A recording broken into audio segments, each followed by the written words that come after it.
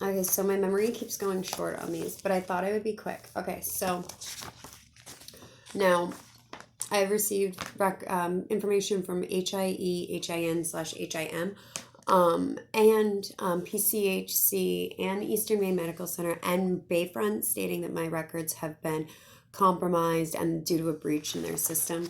Now this is Bayfront, not to be confused with Baycare, the mental institution down there, or the mental health hospital. Um, and it was disclosed to the Hernando County Sheriff's Office Department. A lot of information. Okay, now this is from when my children were taken from me in Florida. No impending dangers. This is from the actual Department of Children and Families. This is all of the crazy paperwork. But there's nothing on the comp online stating that I ever even had court for any of this. And my workers, I did not know. They misled me into thinking that they actually worked for the Department of Children and Families, and then they said they worked for Youth and Family Alternatives, but they worked for Kids Central, which is an adoption agency that adopts children. They work with other countries. Now, I completed this in 2017. There's a bunch of different disclosure, different things. Now, I also completed this parenting class. I went to these parenting classes.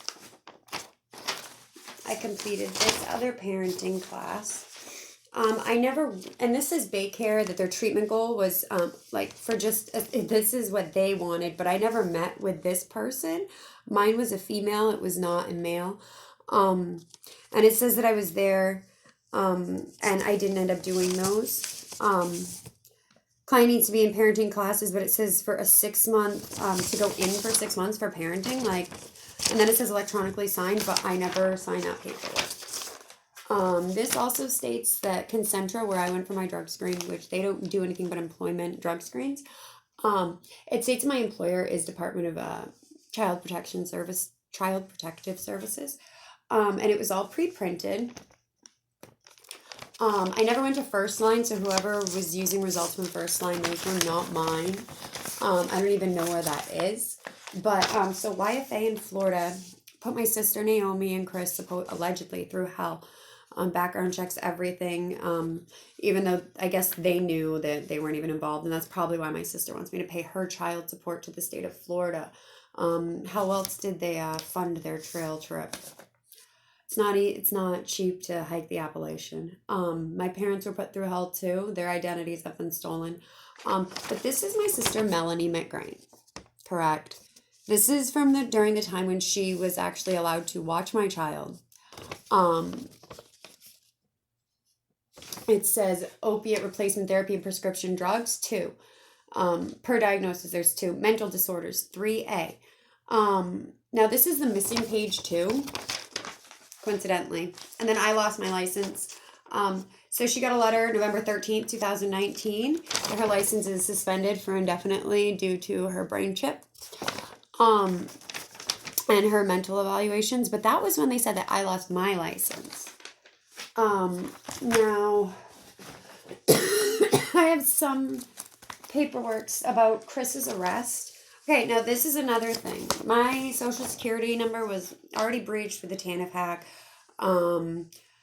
Was released with my medical records to the Hernando County Sheriff's, but they changed my birth date on half the papers. It says February 12th, 1989. But this says Stevie McGreen kept calling the police. Now it says, okay, this is probably part of the thing. It says when Chris was drunk and I went back there, and then they allowed Chris to take my child to another home with his mother. Christopher's mother, Jane Fanoff, I asked Christopher about driving the 60 to 75 feet with the child not in a car seat. Now this was when Quinn was under a year old. They said that he wasn't intoxicated, and then they just believed him that he walked over there. No, we put my child in the front seat of the truck and drove next door drunk. And then they told me that I had to wait, that I couldn't go next door, but it's tribal land. And then this one was with my mother. Christopher was intoxicated. Christopher, his mother lives next door. So after all of these, he had threatened us. And then this one, John Havlin, which is John Havlin Jr., technically, who was my ex-boyfriend of 10 years. On 9/11/18, I spoke with Stevie McGrain over the phone about a possible protection order violation, which meant that he was to have no contact with me or my children.